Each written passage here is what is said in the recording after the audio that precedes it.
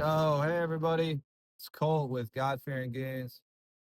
I want to make a short video. There'll be a lot of rambling and talking, so if you're not into listening about guns, then probably just log off. But let's continue. I just want to put together a short video to help some people. I get asked a lot of times and a lot of questions about what rifle should I buy, and I would say this comes from most of the normal, uh, the average Joe guys, the guys that are looking to get into AR-15s. Maybe the guys that don't want to get into it heavily, but they do want a rifle for their freedoms and in case something happens, which I would say is the majority of common folks. So they asked me just because I have so much invested in it, maybe I have a little bit of knowledge to help them out. So this is what this video is for. So I would say the perfect rifle for you depends on what you're wanting it for. And no one can answer that. Right. The guy at the gun counter can't answer that for you. People on YouTube can't quite answer that for you. They don't know you. So you need to determine what you want it for and what you'd mainly use it for, and that'll help you determine your rifle. Not the other way around. Not the rifle determine um, what you're going to use it for. So, where do we start? Well, how often you expect to shoot it? Be realistic with yourself. You expect to shoot 100 rounds a year, 3,000 a month. Why this is important is because longevity. So, when you need longevity out of your rifle, typically you need a higher value rifle that can give you better longevity. And then besides that main question, the other main question I would ask yourself is what kind of role do you want this rifle to have? There's no, in this field, there is no one rifle does absolutely everything.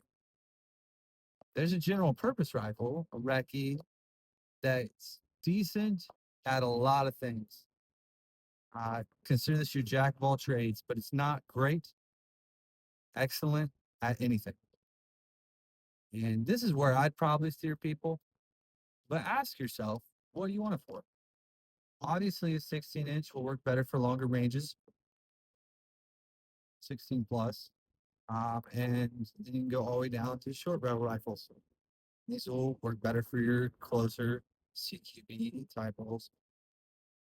And that's the main topic you should start with, I believe, is just what you want it for, and then that should determine your barrel length. Barrel length in an AR-15 is a huge deal. So if no one's ever told you, I like to think of the barrel length as a runway for a fast car or fighter jet, or that's just how I think of it. A 5.56 needs that runway to get its muzzle velocity. The more runway it has, I mean, at some point it becomes counterproductive, but then it slows it down. But before that, the more runway it has, the faster muzzle velocity you can get. When the bullet leaves the barrel and it's going at faster speeds, gravity has less time to work on that bullet. So this reflects in long distance shooting because your bullet will have less drops. Now, 5.56, the military considers it effective out to about 500 yards. Now, is it effective beyond that? Absolutely. You can take 700, 800 yard shots with it. Some people shoot them further than that. Now, I would still agree with 500. Why I would agree with 500 is because this is the ideal distance in it. Like, obviously, you can do 700 or 800 with it, but there's just better calibers for this. There's a lot better, flatter trajectories, less calculation, less work on your part, and um, more room for error in a 6.5 or 308 or any big boy. So I would say 500 is pretty good estimation for 5.56. Now, obviously, there's exceptions to the rule. There's like special purpose rifles and stuff like that that are in a niche territory. They're 5.56s made to shoot real fire, but they keep them that way and they use that caliber because the ammo is lighter, like the military M110 and um, stuff like that.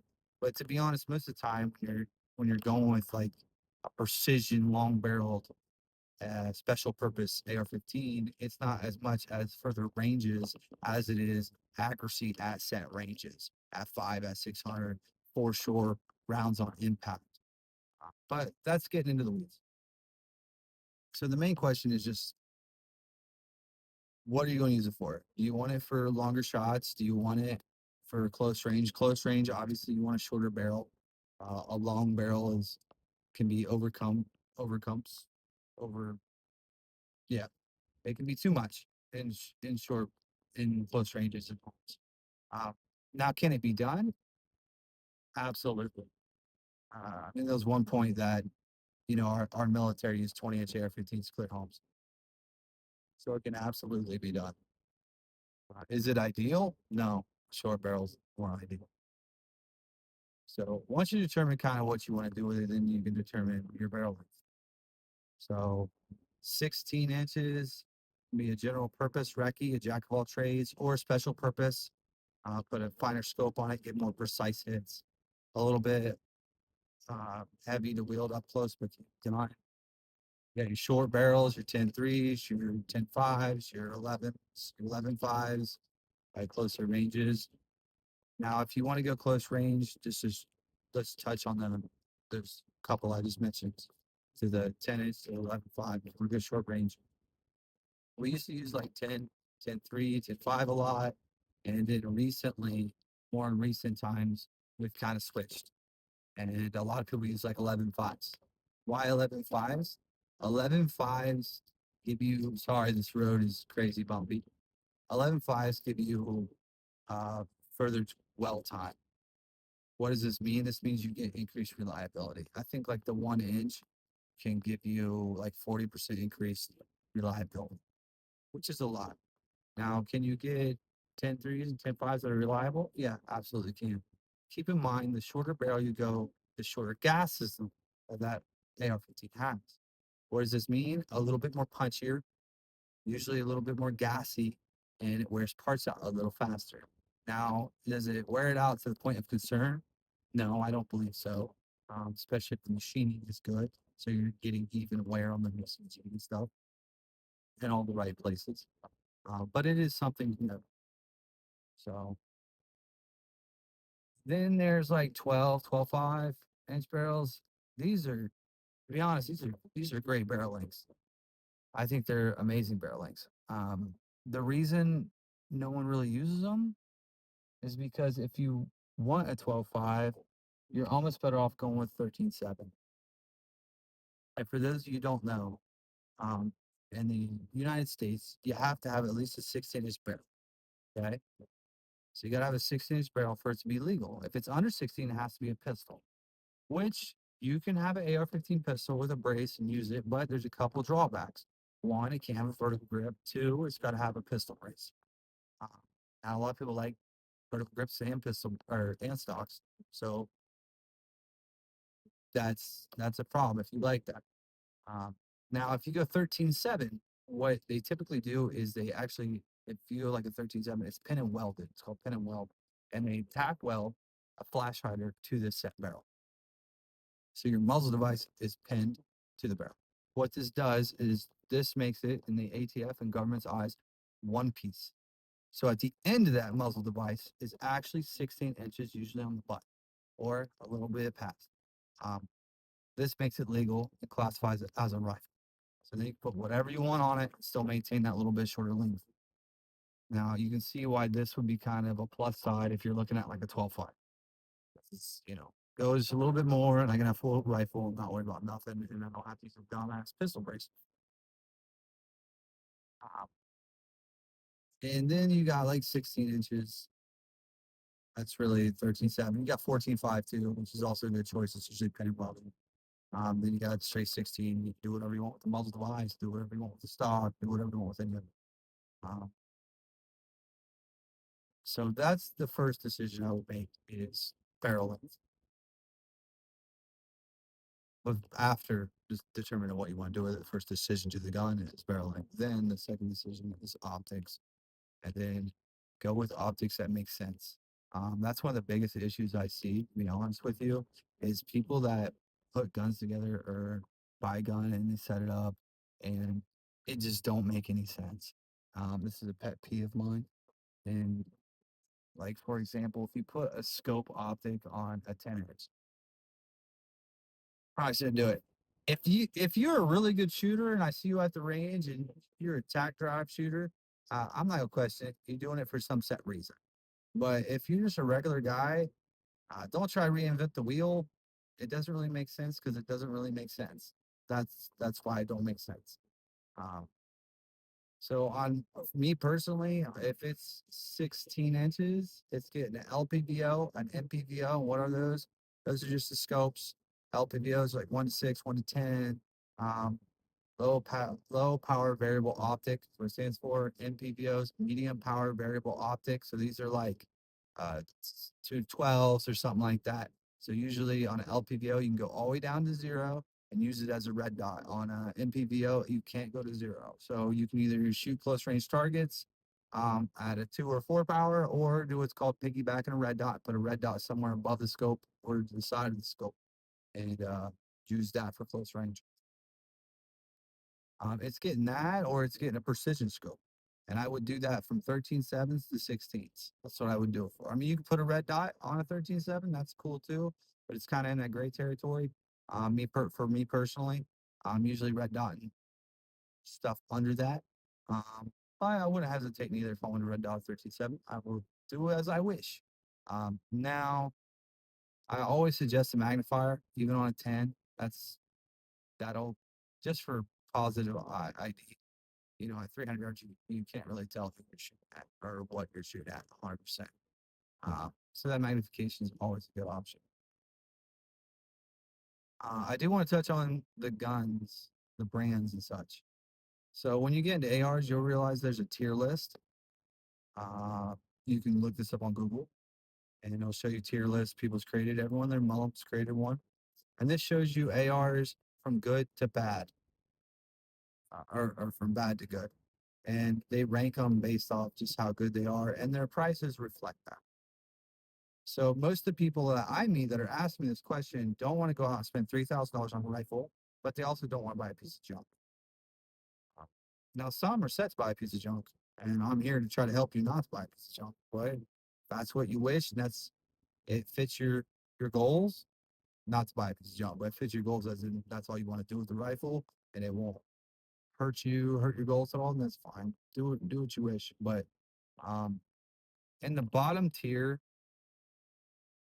which I would call let's call it as it is, or the gun community calls it the poor man's tier. This is like 600 under. In this territory, pickings are slim. So there's everyone their sister has a rifle in this territory.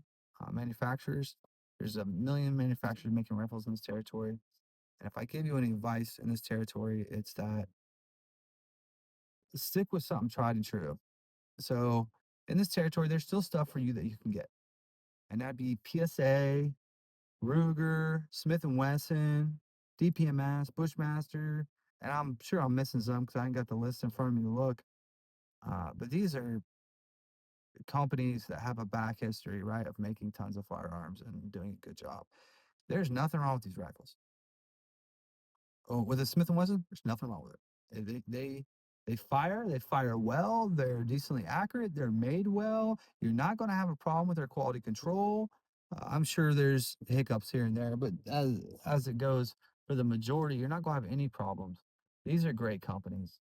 Um, if you're looking at other companies, not to throw any under certain ones on the bus, but the first couple I think about like Poverty Pony, um, Anderson, or I don't know. There's a bunch. I would suggest in traffic today.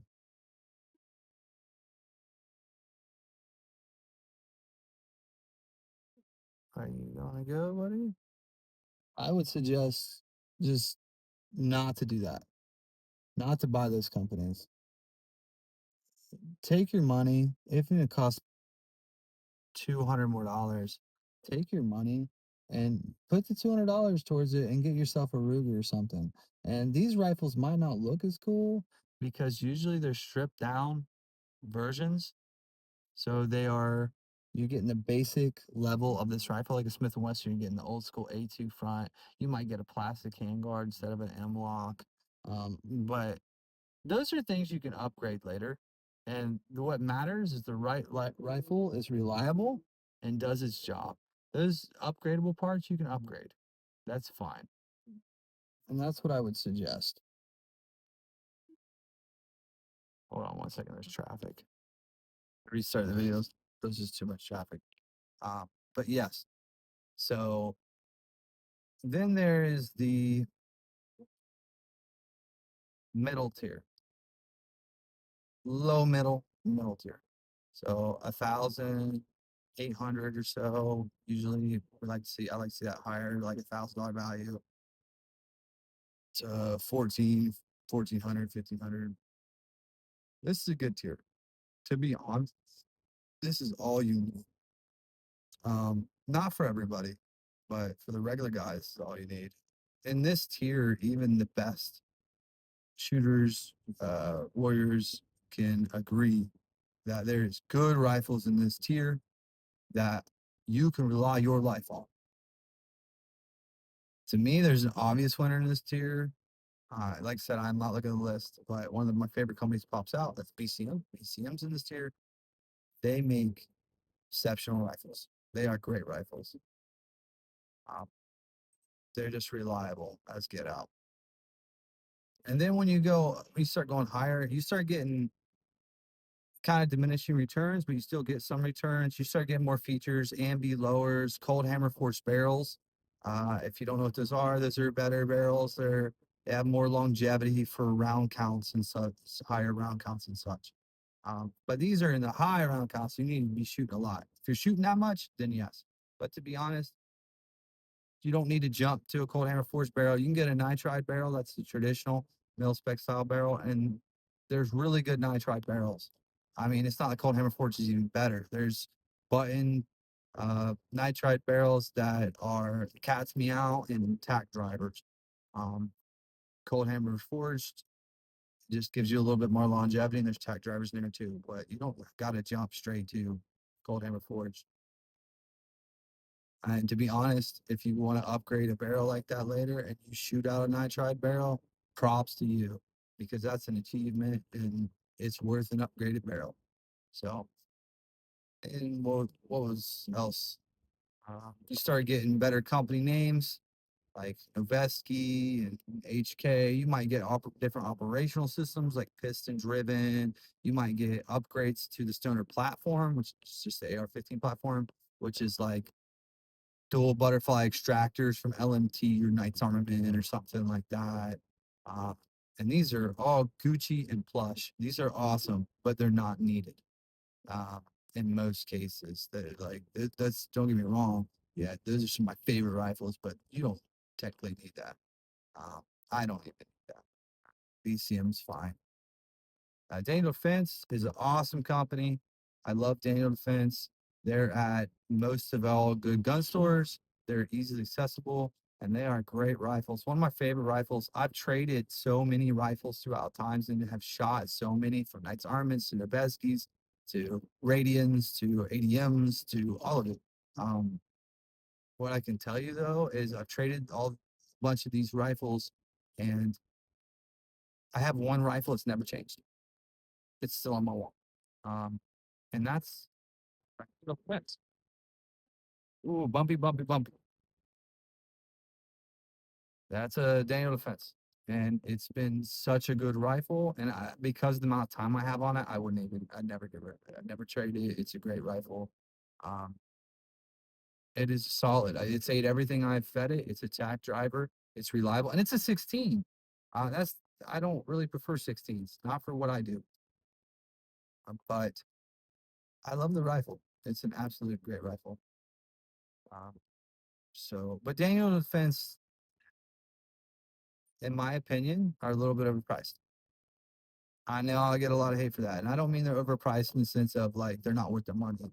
It's just Everything's kind of, mil spec, slight upgrades, but at the same price, you can get like an ADM.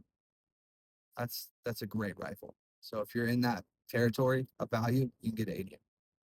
And they got, you know, ADM lower, which is the best lower in the game. And if you don't believe it's the best lower in the game, it should be in your top five. It's not in your top five. You're crazy. You're a loco. I don't know why it's not in your top five, but put it in your top five because it should be, without a doubt. And then one stands out to me that's worth mentioning, and that is the PSA Saber line. So it's an upgraded line from like their regular line, which I don't even know what the regular line's called.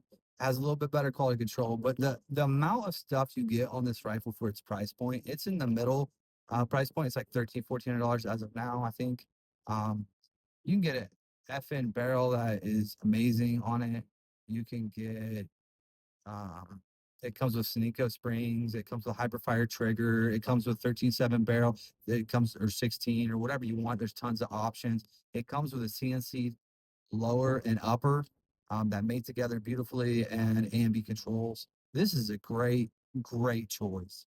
So a lot of times I tell people also this is an amazing choice. Now that rifle hasn't been vendetted like a BCM or a Daniel, um, but there's plenty of reviews and you can watch them. I believe this rifle is an absolute great rifle. To be honest, if I could go back in time and do most of it again, I would spend more. I would probably buy that rifle and just spend more money on shooting and spend more money on optics. And that's another thing I want to touch. Optic choice. So you can get some pretty good optics for little's money, but when I'm talking little doll hairs, I'm talking you still need to expect to spend $300 to $700 and preferably closer to $700 range. You can get cheaper optics than that, but I do not advise it. Put it this way: if you wanted to give me a cheap El Cheapo scope or optic, I'd rather run irons. I've been burnt by cheap optics many times. There's plenty of people that also have been burnt by cheap optics that just won't retain zero, won't hold groupings, be frustration, and that is not good. If you don't have the money for optics right now, buy irons and just shoot irons until you have the money for optics. Like I said, you can go to my YouTube. Hold on one second, I got a text.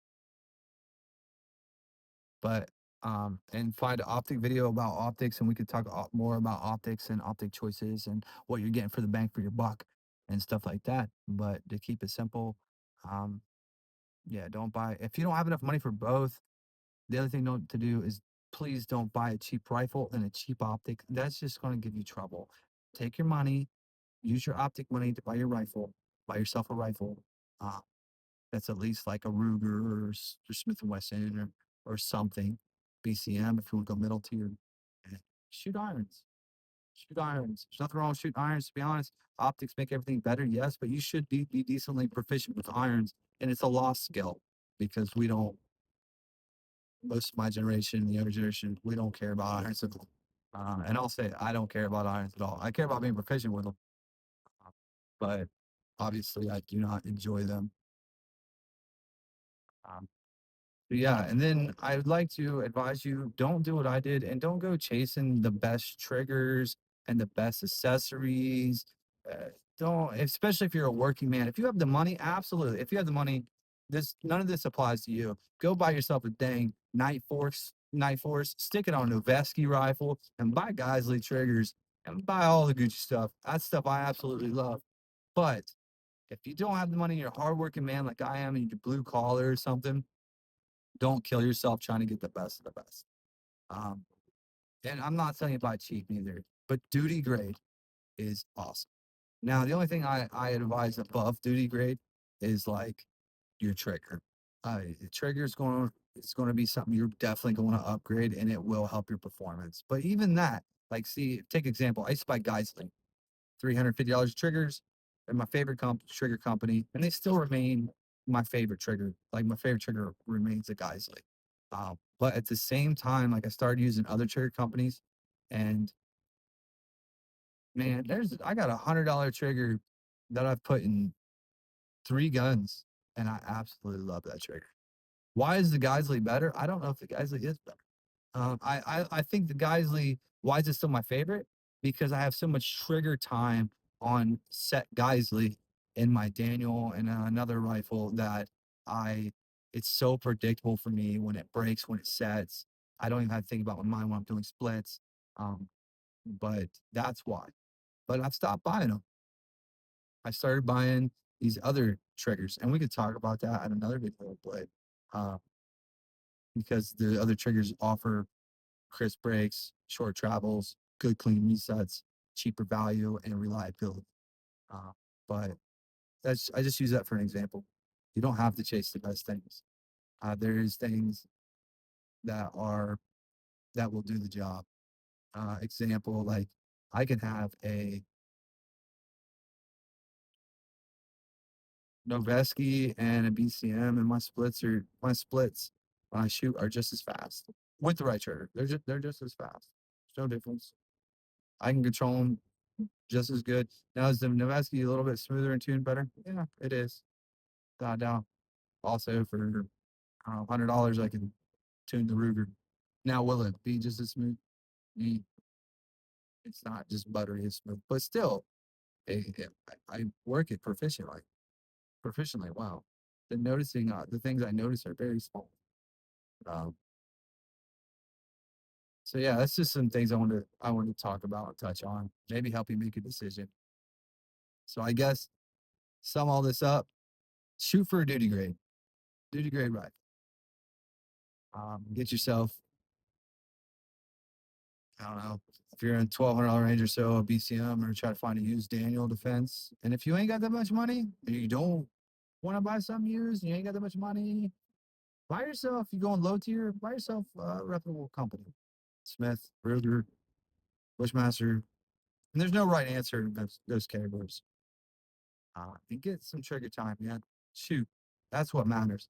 If you get one of those guns, what matters is about shooting. If I'm standing side by side with someone that's got a Ruger and side by side with someone that's got a Noveski, and the guy with the Ruger knows how to shoot, that's who I'm picking to be on my team. Absolutely. Because the Ruger's not going to slow him down. He's not going to get jams. Now, if I'm sitting there and there's a guy that's really good shooter, but he's got a poverty pony, I don't know. I mean, maybe he goes to get my six and that thing jams. I don't want that to happen. I'm just talking loosely here on made up scenarios, but you get what I'm saying.